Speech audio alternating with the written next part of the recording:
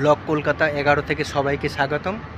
আজকে বন্ধু একটা কলকাতা ধর্মতলা ময়দানের কাছে একটা পুকুর আছে, সেই পুকুরের মধ্যে কত পদ্ম ফুল হয়েছে সেটাকে দেখাবো, শর্টভাবেই দেখাবো, বেশি লং করব না। ভিডিওটা দেখার চেষ্টা করবেন। আগের ভিডিওগুলো পাশে থাকার জন্য অসংখ্য ধন্যবাদ।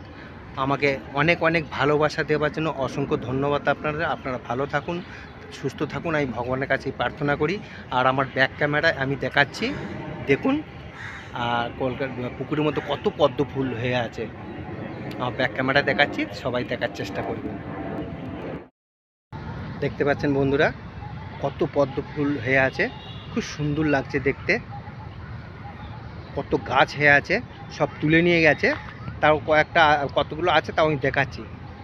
কলকাতা পার্ক স্ট্রিটের কাছে ধর্মতলা পার্ক স্ট্রিট, ওখানে একটা যে পুকুরটা আছে, সেই পুকুরটার মধ্যে কত পদ্ম ফুল হয়ে আছে।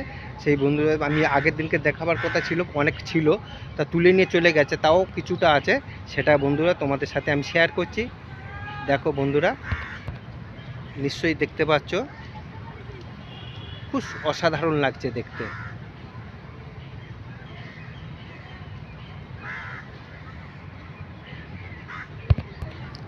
এই ধর্মতলা, এই তার পাশে এই পুকুরটা আছে, এই পুকুরে সবাই স্নান করবে, সেই আসছে।